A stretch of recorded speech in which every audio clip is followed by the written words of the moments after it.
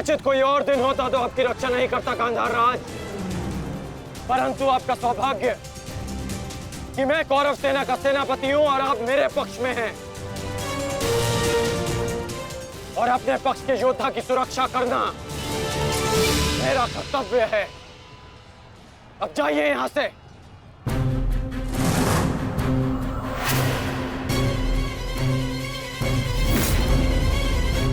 नहीं करण, अभी नहीं, चेतावनी देता हूं, मेरे प्रतिज्ञा के बीच में से हट जाओ। कहीं ऐसा ना हो कि मेरे अनुज का अधूरा द्वंद मैं पूरा कर दूं। हट जाओ मेरे मार्ग से। इस समय हम दोनों एक दूसरे के मार्ग में नहीं, हमारी प्रतिज्ञा एक दूसरे के समक्ष खड़ी है। तुम्हारी प्रतिज्ञा है कि तुम कौरवों का नाश करोगे और मेरी प्रतिज्ञा है कि मैं उनकी सुरक्षा करूंगा और इसका परिणाम केवल द्वंद से निकलेगा। तो आ जाओ भीम।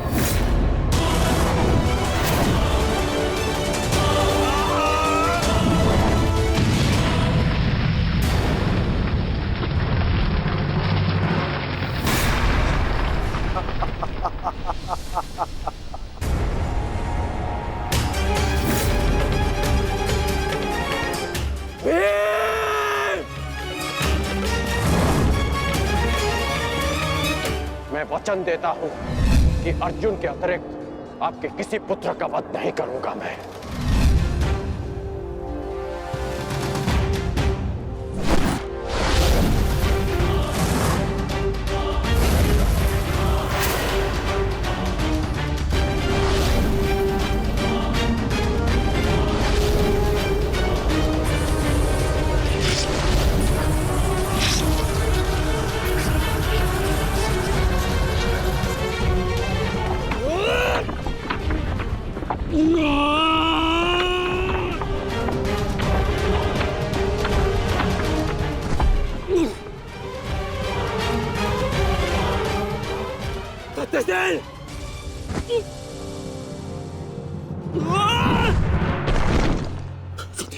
सत्यसेन, सत्यसेन, तुम्हें कुछ नहीं होगा। तुम चिंता मत करो, मैं तुम्हें सुरक्षित स्थान पर लेकर चलता हूँ। चलो। नहीं अंगराज, अब आप अंगराज कर्ण नहीं, सेनापति कर्ण है। आपका उत्तरदायित्व है समस्त कौरवों की सुरक्षा। मैं तो एक साधारण सा सारथी हूँ। मेरी रक्षा के लिए समस्त कौरवों के प्राण संकट में न डालिए। युवराज दुर्योधन के पास आइए, अर्जुन उसी ओर गए हैं।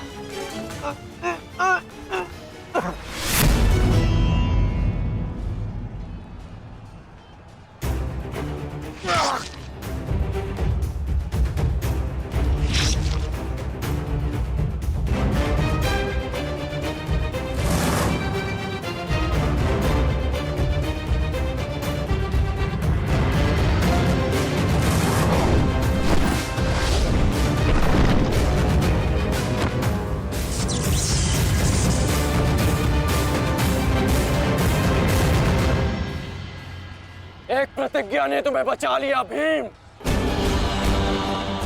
इस पाश से बाहर निकलने का जितना प्रयास करोगे वो तुम्हें उतना ही जकड़ेगा। अपने प्राण बचाना चाहते हो तो अधिक प्रयास मत करना, अन्यथा दम घुटने से अपने प्राण खो बैठोगे।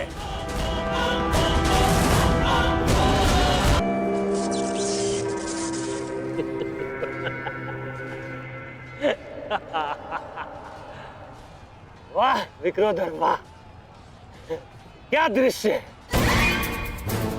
मुझे उस सभा का स्मरण हो गया जब मैं पांचाली को घसीट कर लाया था। दुशासन!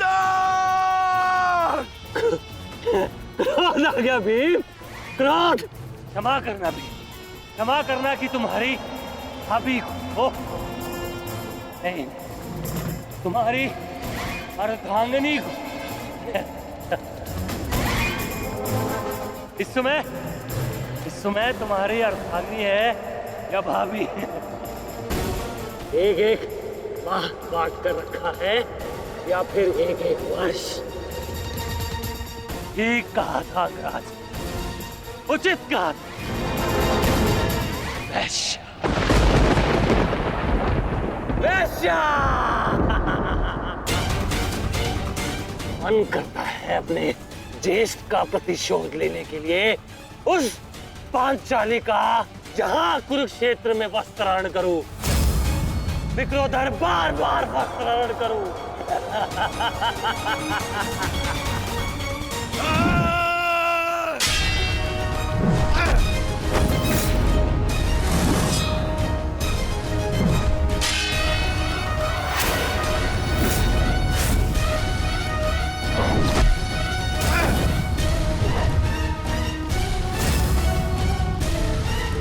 अपने अनुजों की मृत्यु का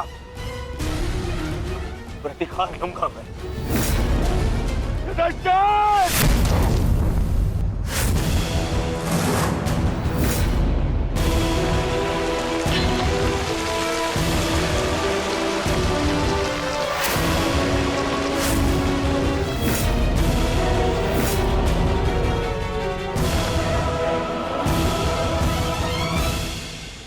तुम भूल रहे हो दुर्योधन, इस पांडव का एक अनुज भी है और उसका नाम है अर्जुन। अर्जुन! दुर्योधन को जाने दो। तो छुड़ा लो कर्ण। इससे पहले भी रंगभूमि में तुम इस अस्त्र से दुर्योधन की रक्षा कर चुके हो। स्मरण है ना?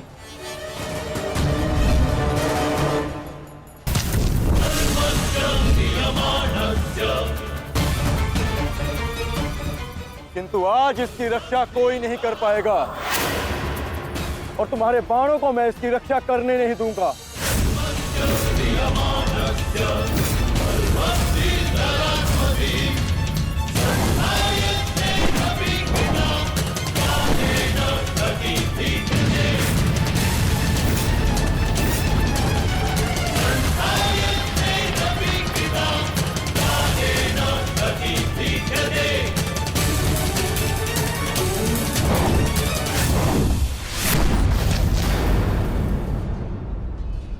यदि यहां मेरा मित्र संकट में है तो वहां तुम्हारा ज्येष्ठ भी संकट में है अर्जुन।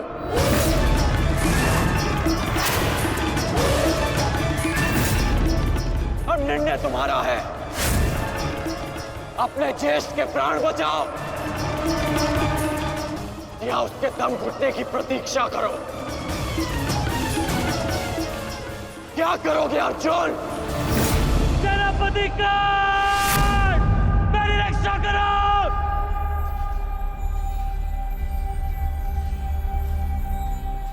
असंभव। भीम तो बंधन में बंधा है, फिर तो शासन क्यों चीख रहा है?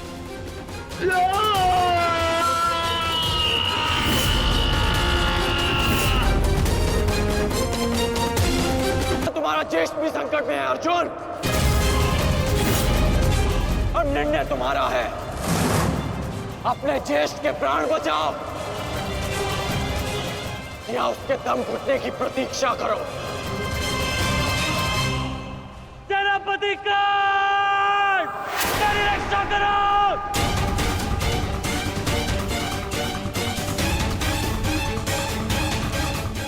संभव। भीम तो बंधन में बंधा है, फिर तो शासन क्यों चीख रहा है?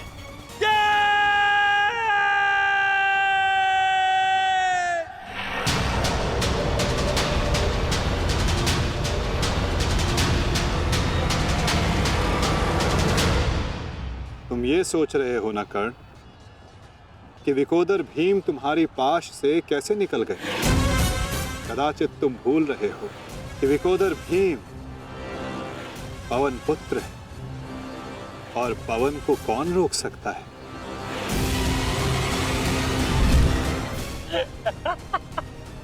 वाह रे वाह कुंती पुत्र हो,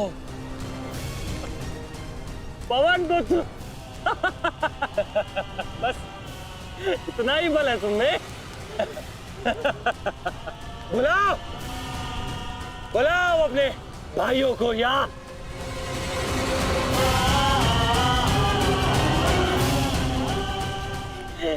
पांच पिताओं को।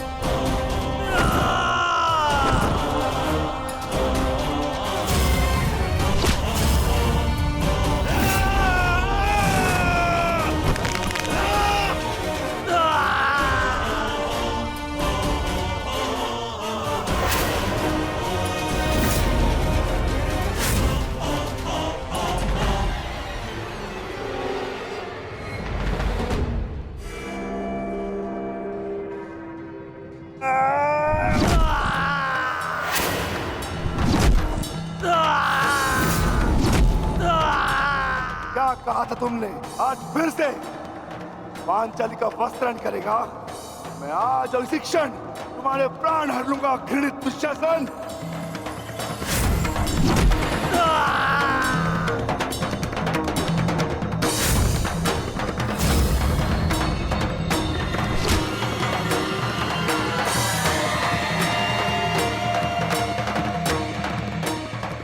इसी भांति तुम पांचाली के केश पकड़कर युद्ध सभा में लाए थे ना?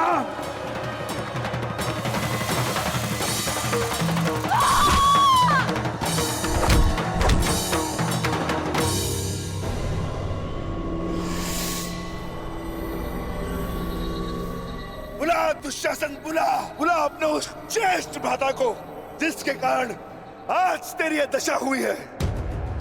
बुला अपने 98 भाइयों को जो तेरे कारण और तेरे ज्येष्ठ के कारण धरती और नरक के मार्ग में फंसे हैं।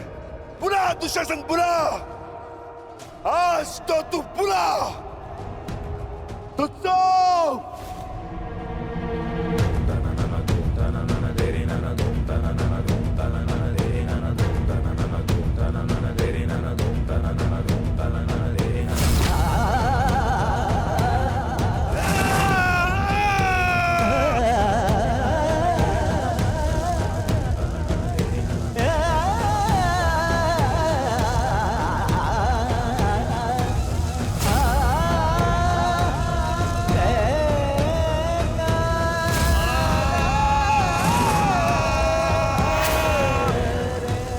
इसी भांति तुमने पांचाली के केश पकड़कर उसे घसीटा था ना।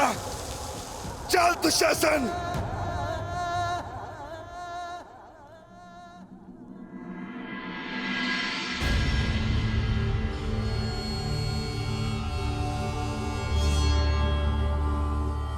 प्रणिपात माता,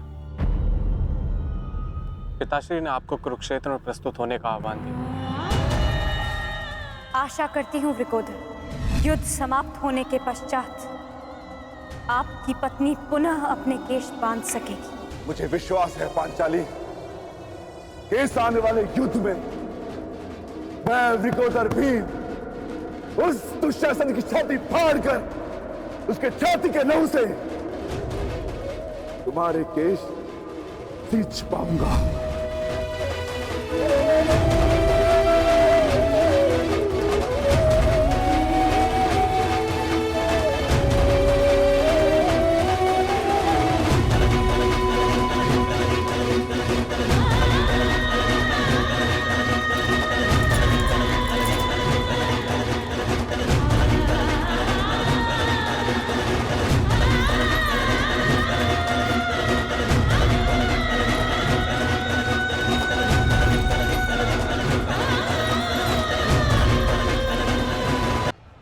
भ्राता भीम की पुकार का अर्थ तो समझ रहे हो ना दुर्योधन।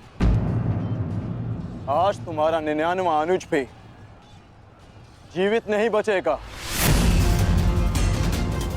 जिस प्रकार उस युद्ध सभा में हम कुछ ना करने के लिए विवश थे, आज उसी प्रकार तुम अपने अनुज की रक्षा ना करने के लिए विवश हो। विवशता क्या होती है, उसका भान आज होगा तुम्हें। तुम्हारा अंत करने से पूर्व तुम्हें तुम्हारे किए कुकर्मों का भान कराना आवश्यक है दुर्योधन। हम तो उस दिन विवश थे, किंतु मैं तुम्हें एक अवसर देता हूं। सूर्य अस्त होने में अभी 2 घड़ी शेष हैं और तुम्हारे अनुज के पास थी।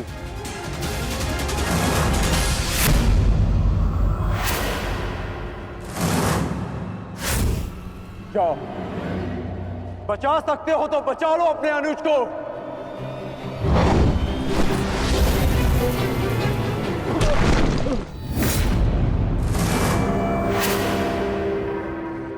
जाओ दुर्योधन, दौड़ाओ अपना रथ और बचा लो दुशासन के प्राण। कर चलो।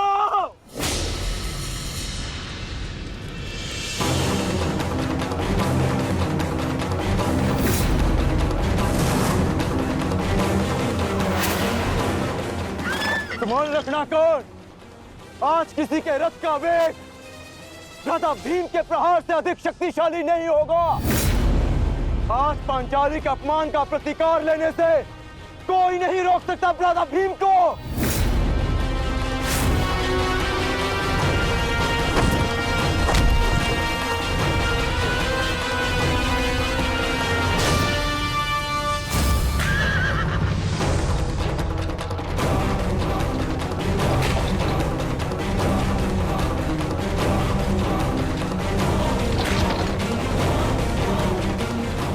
शीघ्रता करो मित्र।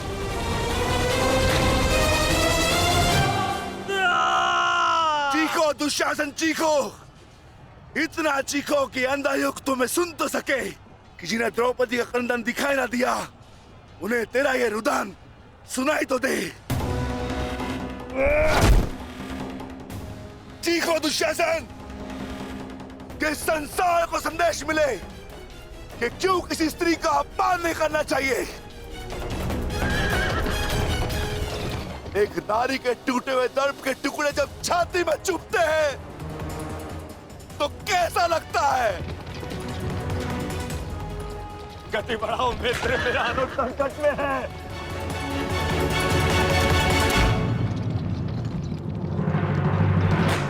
इस बाएं हाथ से तुमने द्रौपदी के केश पकड़े थे ना, स्मरण है ना नीच।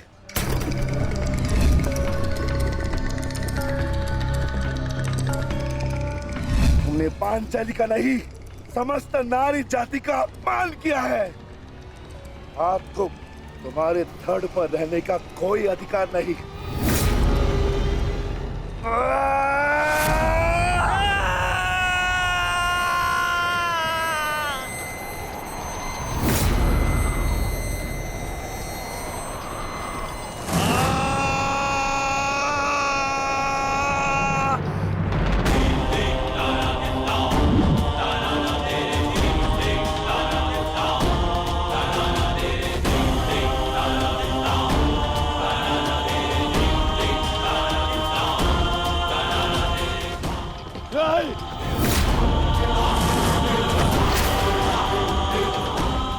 इसी दाएं हाथ से तुमने द्रौपदी का चीर पकड़कर खींचा था ना?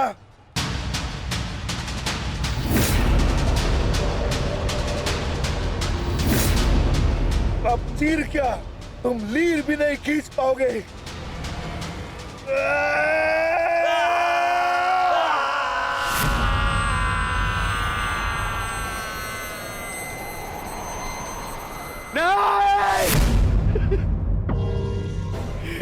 बस करो संजय, बस करो, मुझे कुछ और नहीं सुनना।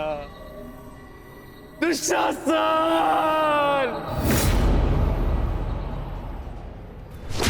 इसी छाती को पीट पीट कर तुमने पुरुषार्थ का ढोल पीटा था ना? अपने पुरुष होने का दम भरा था ना? अब मैं पीटता हूं तुम्हारी छाती।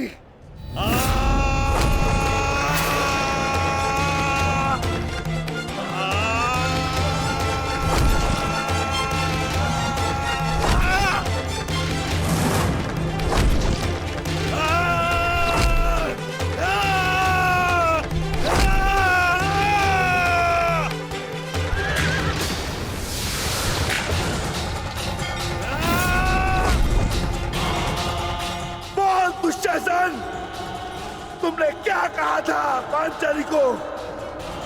बोल, तुमने क्या कहा था पांचाली को? वैश्या! बोल दुशासन, फिर से बोल।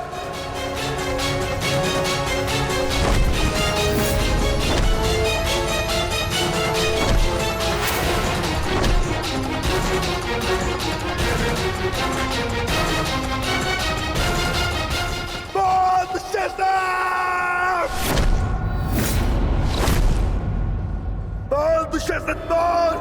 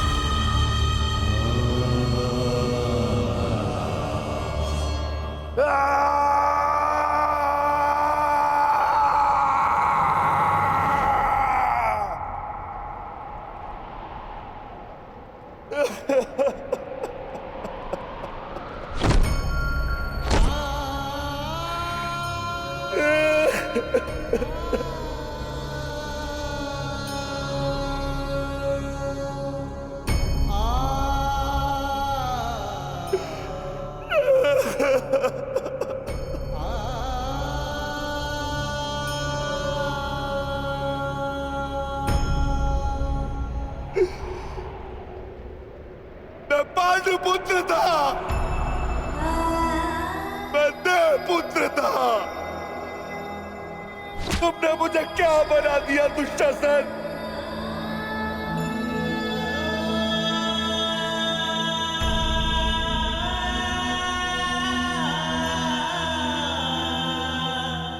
तुमने मुझे पशु बना दिया। तुमने मुझे एक राक्षस बना दिया।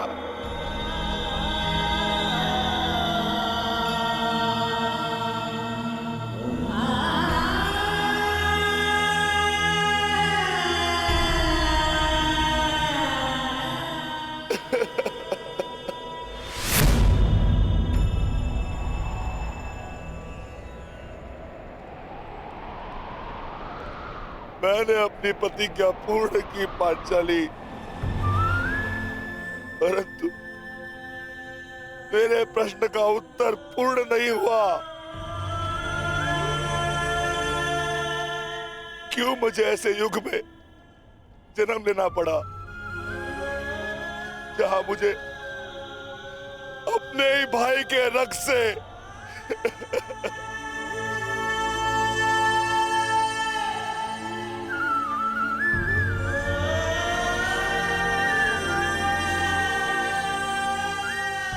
ऐसा क्यों हुआ पांचाली? ऐसा क्यों हुआ?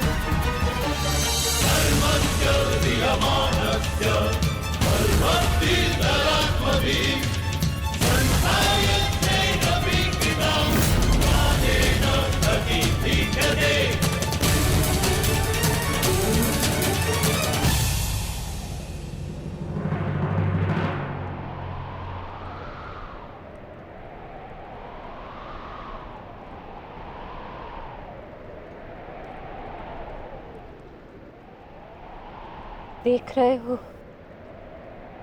युवराज दुर्योधन,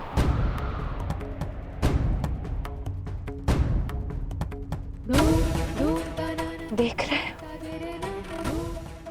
अंगराज कर्ण, ये लहू, ये रक्त, ये 5 गांव ना देने का मूल्य नहीं।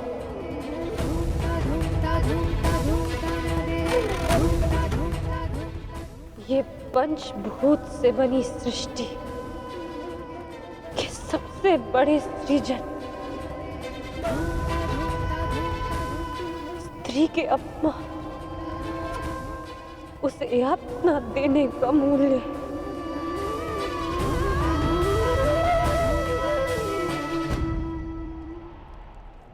एक स्त्री, एक माता, एक पत्नी का जब जब अपमान होगा,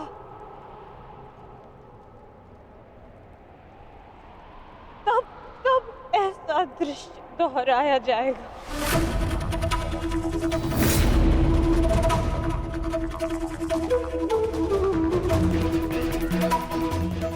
तब तब ऐसा दृश्य दोहराया जाएगा दुर्योधन।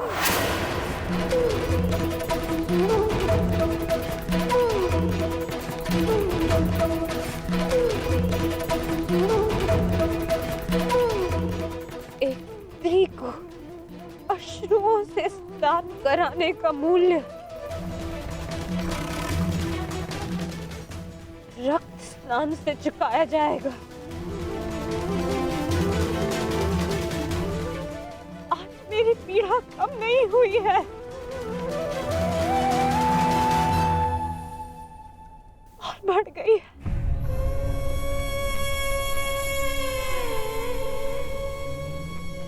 इस संसार में किसी को को भी द्रौपदी जैसा भाग्य ना मिले जिसे अपने ही कुल के सामने, अपने ही कुल के पुरुषों के हाथों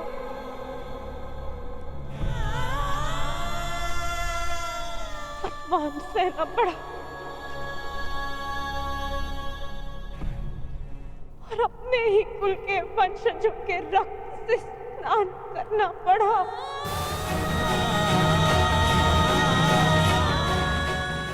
हे ईश्वर,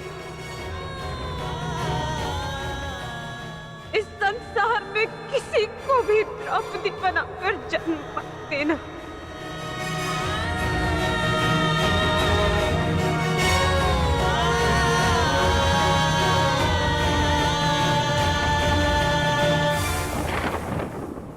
आपके लिए अपने प्राण देकर प्रसन्नता होगी मुझे, क्योंकि मेरे माता पिता ने आज तक मेरा मुख नहीं देखा और मेरे लिए आप ही मेरे पिता और आप ही मेरी माता हैं। मेरा भाई, मेरा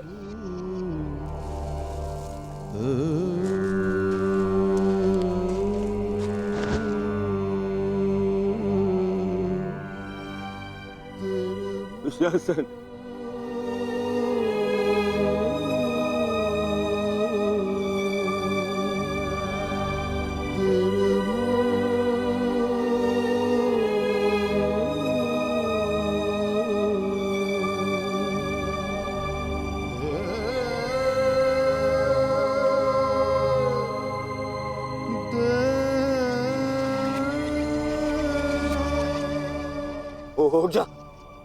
उठ जा, देख, युद्ध समाप्त हो गया है।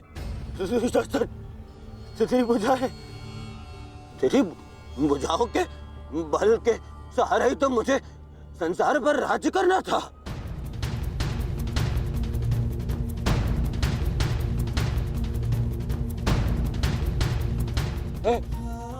दुशासन, मेरा अनुज नहीं, तेरी आंखें का तू अनुज, मुझे यूं अंधकार में छोड़कर मत जान। अनुज, मैं हमारे पिता के भांति अंधा हो जाऊंगा, अंधा हो जाऊंगा। चलो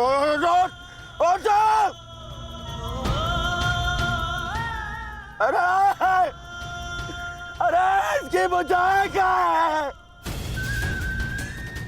अरे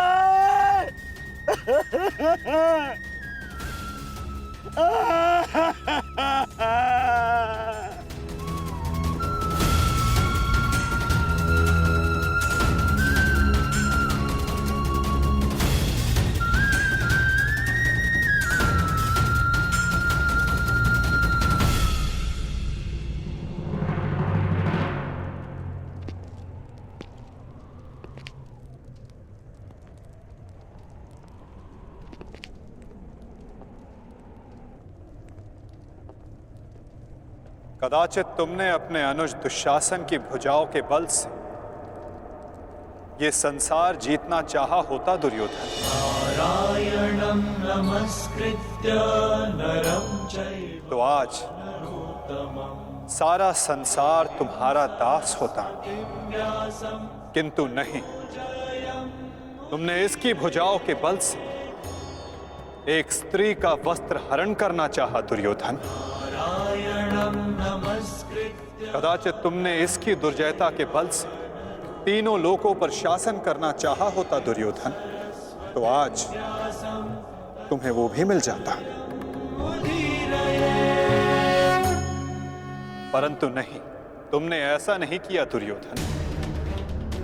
तुमने अपने अनुज दुशासन के मन में कुटिलता और कुचक्र का षड्यंत्र रच दिया। कदाचित तुमने अपने नेत्रों को उचित मार्ग दिखाया होता दुर्योधन, परंतु तुमने अपनी उन आंखों से महाविनाश का स्वप्न देखा।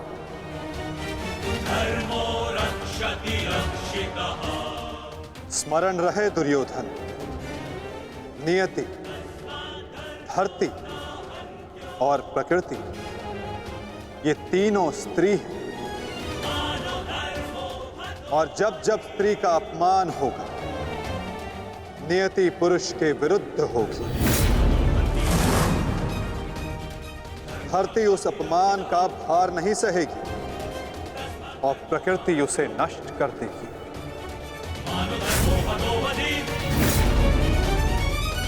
ने जुआ दुर्योधन, क्या तुम्हारे अनुजों में, क्या तुम में पुरुषार्थ कम था जो द्यूत खेलने की आवश्यकता पड़ी?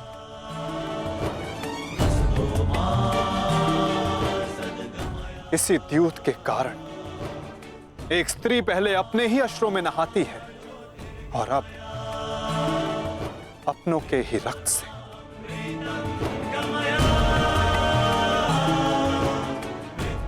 क्यों किया तुमने ये लालच दुर्योधन? क्यों रचा ये कुचक्र? इसी द्यूत, इसी कुचक्र, इसी लालच के कारण रचता है ये युद्ध, ये महाविनाश, ये महाभारत।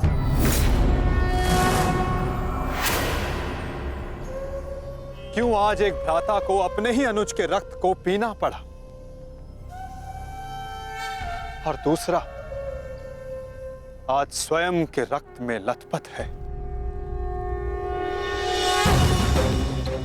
स्मरण रहे, जो हाथ स्त्री की लाज, उसके मान के रक्षण के लिए, यदि वो हाथ स्त्री की लाज उतारने का दुस्साहस करेंगे, उसका मान भंग करने का दुस्साहस करेंगे, तो उन हाथों को धड़ से अलग कर दिया जाएगा।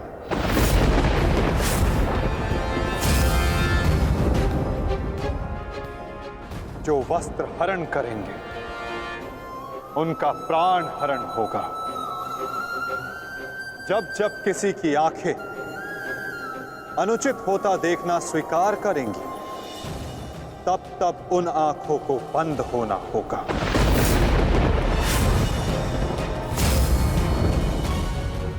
यही नियति है, यही प्रारब्ध है और यही है इस महाभारत का कारण और निवारण।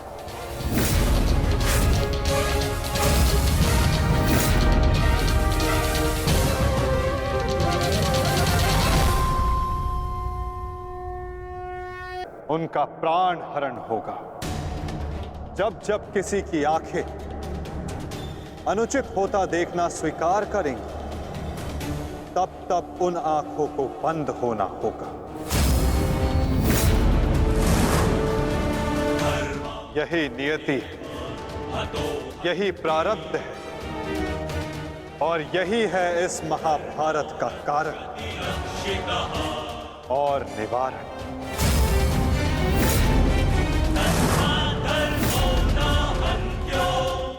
अधर्म की ओर धर्म के बढ़ते बाणों को रोकने का प्रयास करने वालों को बाणों की शैया पर विश्राम करना होगा। जो अधर्म की आज्ञा पर शीश झुकाएंगे, उन्हें स्वयं का शीश कटाना होगा।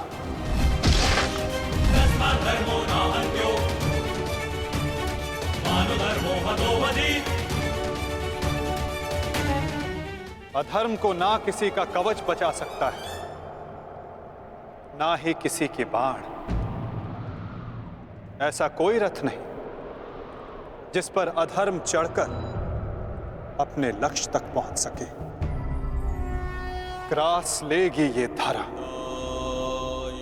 उस अधर्मी को भी और अनचाहे उसका साथ देने वाले के रथ को भी, जो एक झूठे वचन के लिए सत्य के चक्र के समक्ष आकर खड़ा होगा, उसे स्वयं सत्य के चक्र के साथ धंसना होगा।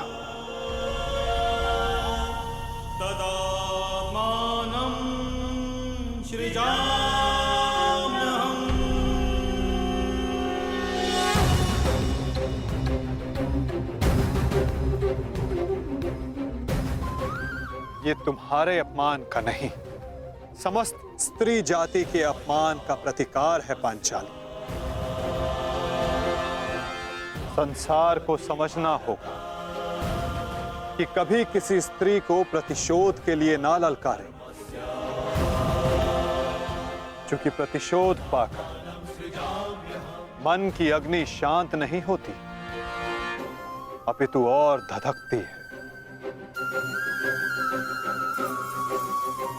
यही है इस महाभारत का संदेश और नियति का उपदेश।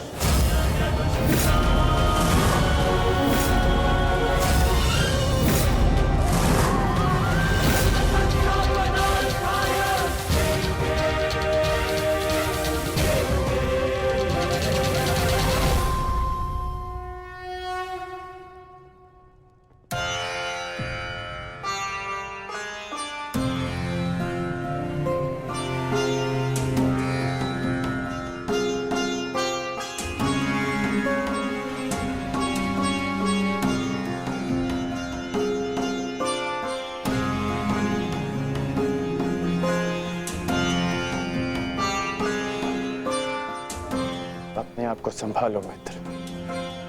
एक योद्धा को रोकर विदा नहीं करते।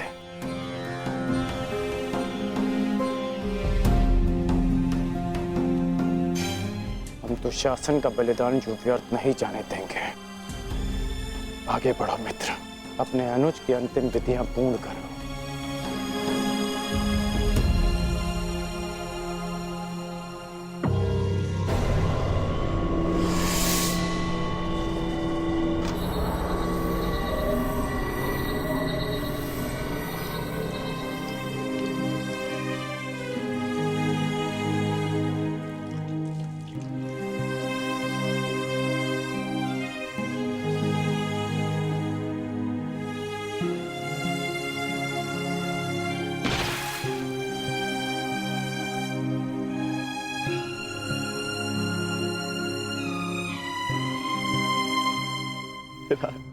अच्छा, प्रेहि प्रेहि पतिभिः पूर्वैर्भिर्यत्रा न पूर्वे पितरपर्युः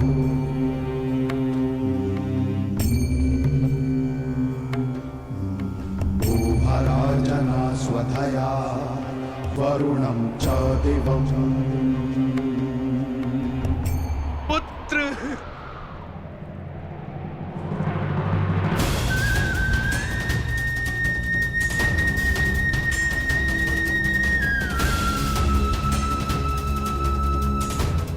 क्यों?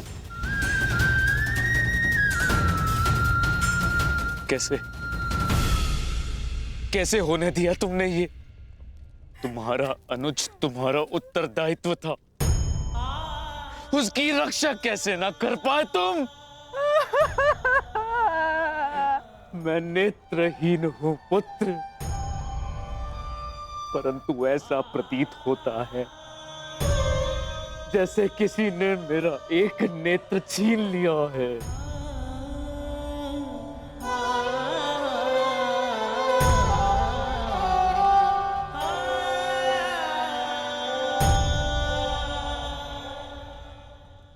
कहते हैं सर्वनाश उत्पन्न होने पर जो उसे आधा बचा ले पुत्र, वो ज्ञानी होता है पुत्र।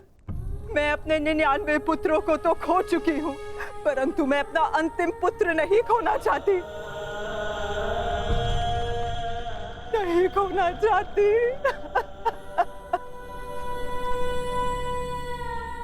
बंद कर दो ये महाविनाश दुर्योधन, और लौट चलो।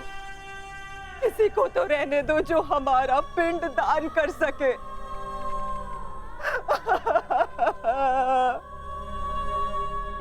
चलो पुत्र, लौट चलो। नहीं, अब इस युद्ध को रोका नहीं जा सकता।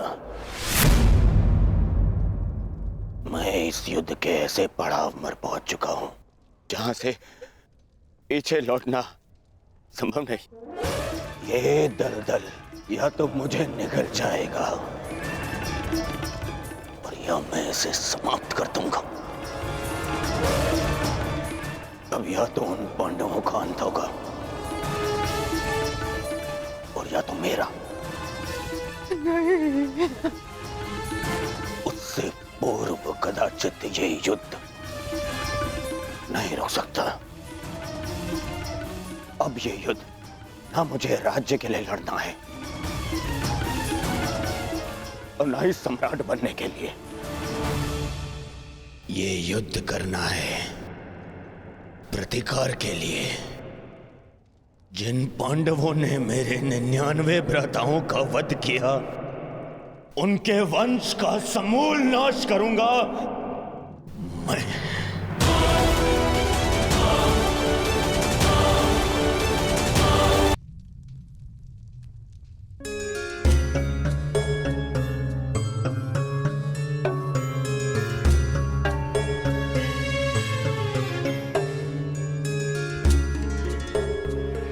किस चिंतन में डूबे हो युधिष्ठिर?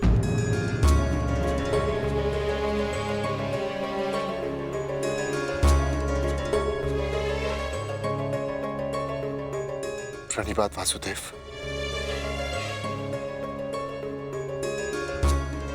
तुमने मेरे प्रश्न का उत्तर नहीं दिया युधिष्ठिर। हाँ वासुदेव,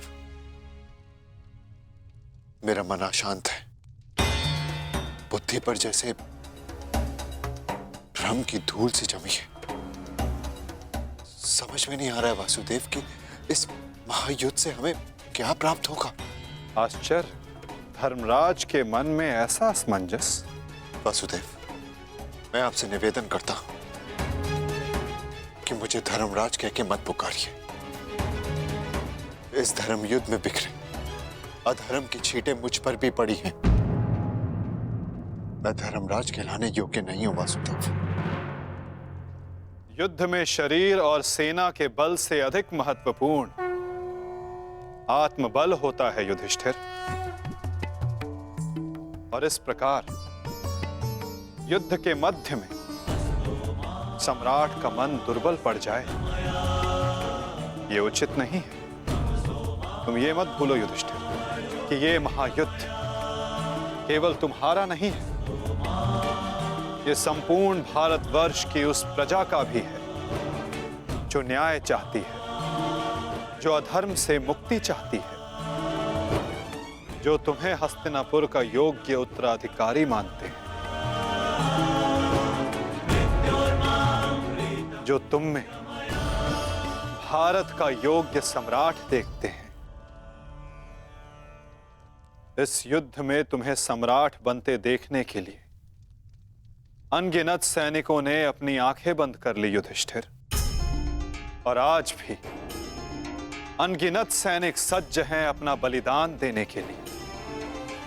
एक सम्राट का कर्तव्य है कि वो अपनी सेना, अपनी प्रजा का मार्गदर्शन करे, ना कि स्वयं दुविधा में फंस जाए।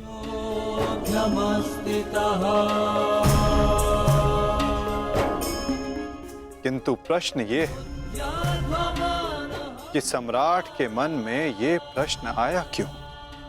कहीं सम्राट को ऐसा तो नहीं लगता कि उनके प्रिय अनुज महायोद्धा अर्जुन पूरे मनोयोग के साथ भाग नहीं ले रहे? कदाचित इसीलिए अंगराज अब तक युद्ध क्षेत्र में है। अंगराज का वध केवल अर्जुन के हाथों संभव है। यदि युद्ध भूमि में अर्जुन अंगराज का वध कर देते हैं तो अवश्य ये संभव है युधिष्ठिर।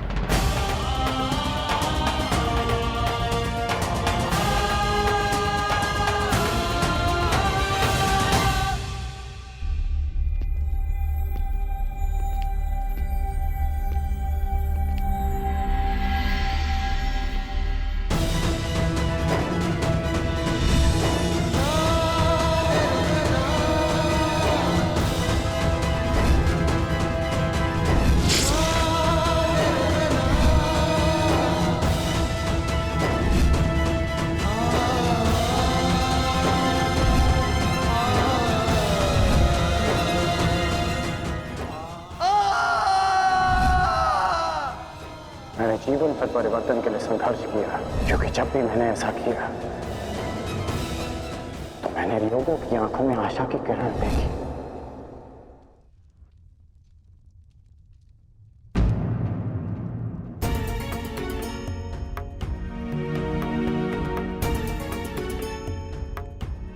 जिस परिवर्तन के लिए तुम लड़ रहे हो उसके लिए सबसे पूर्व तुम्हें सशक्त होना होगा कर्ण।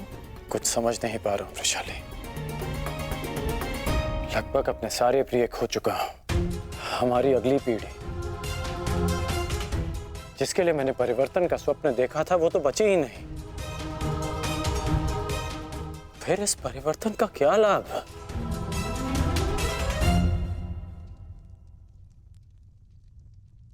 तुमने जो जो सहा है मुझे उसका भान है कर्ण, परंतु कुछ नवीन पाने के लिए बलिदान करने ही पड़ते हैं। युद्ध में योद्धा वीर गति प्राप्त करता है ये भी जानते थे। धन की, प्राण की, अपनों की हानि होती है ये भी तुम जानते थे कर्ण। फिर आज ये उद्विग्नता क्यों? इस समय तुम कौरव सेना के सेनापति हो अंगराज, और तुम्हारी सेना को तुम्हारे मनोबल की आवश्यकता है। उन्हें एक सशक्त सेनापति चाहिए, ना कि एक टूटा हारा योद्धा।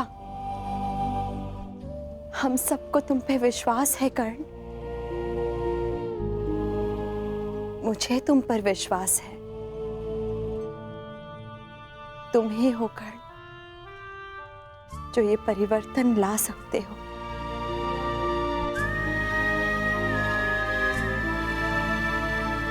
मैंने तुम्हें कितने कष्ट दिए हैं, फिर भी सदा तुमने मेरा साथ दिया, मुझे साहस दिया।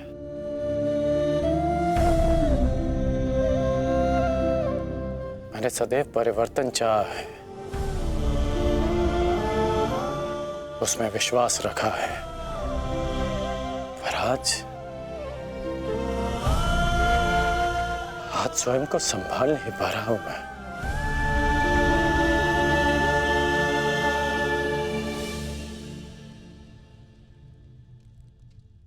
स्वयं को संभालो सर सेनापति, इस तरह टूटो मत, क्योंकि अगर तुम टूटे तो परिवर्तन का वो स्वप्न टूट जाएगा।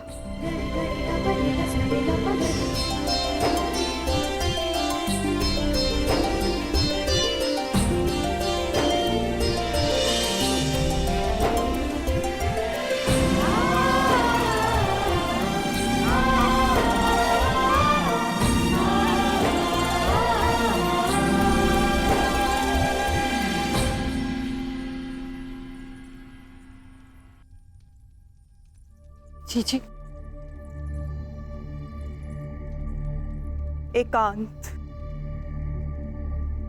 जी मैं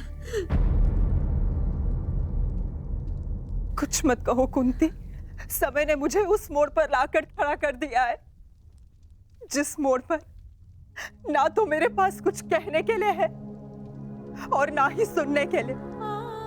तुम्हें स्मरण है तुम्हें वो समय कुंती जब हमारे हस्तिनापुर में हर्ष, खुशी, उल्लास और आनंद होता था। मुझे दंभ होता था कि मेरे कक्ष में 100 और तुम्हारे कक्ष में 5 दीपक हैं, परंतु आज मेरा ये कक्ष अंधकार में डूब गया है। एक एक करके इस अभागिन माता ने अपने 99 पुत्र खो दिए हैं। परमात्मा से 100 पुत्रों की माता होने का सौभाग्य पाकर भी आज मेरे दोनों हाथ खाली हैं। माता के आंसू तो अपने एक पुत्र के वियोग में सूख जाते हैं, परंतु मैं अभागिन गांधारी अपने 100 पुत्रों के विलाप के लिए अश्रु कहां से लाएगी कुंती? कहां से लाएगी? ऐसा नहीं है दीदी, ये दुर्भाग्य नहीं, हमारी असफलता है।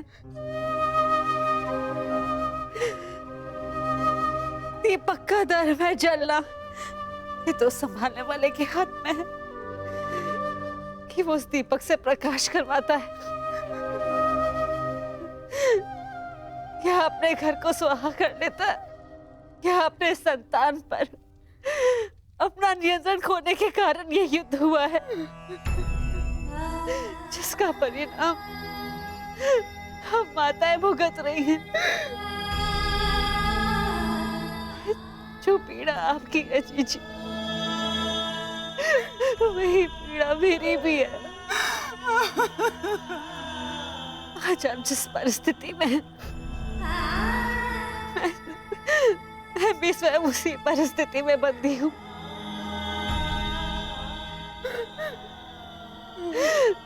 भाइयों को लड़ते देख कौन सी माता प्रश्न हो।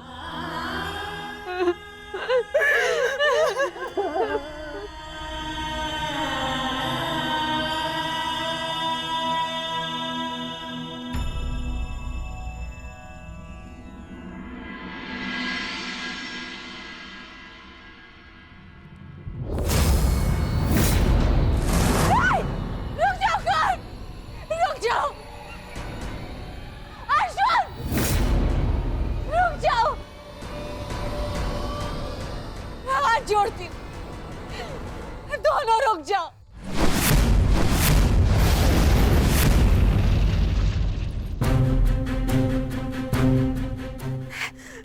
ऐसा नहीं होने दूंगी।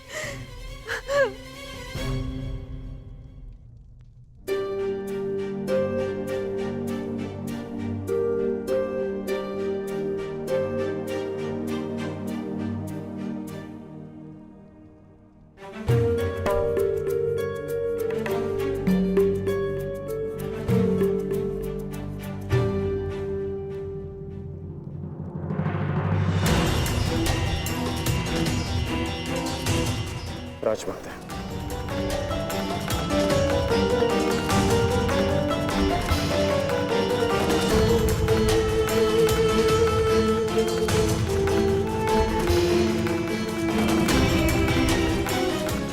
बड़ी बात राजमाता,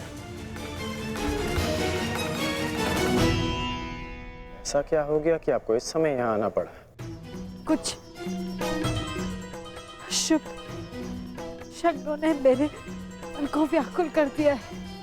मैं समझ सकता हूँ। जिस माता के सारे पुत्र युद्ध पर हों, उस माता का मन व्याकुल होना स्वाभाविक है। बात ये नहीं है, मैंने दुस्वप्न देखा। कैसा दुस्वप्न? तुम बांध छड़ा आगे जा रहे हो, अर्जुन भी सजा है और दोनों ने बांध संधान कर दिया और मैं बीच में आ गई, किंतु तुम दोनों ने बांध छोड़ दिया।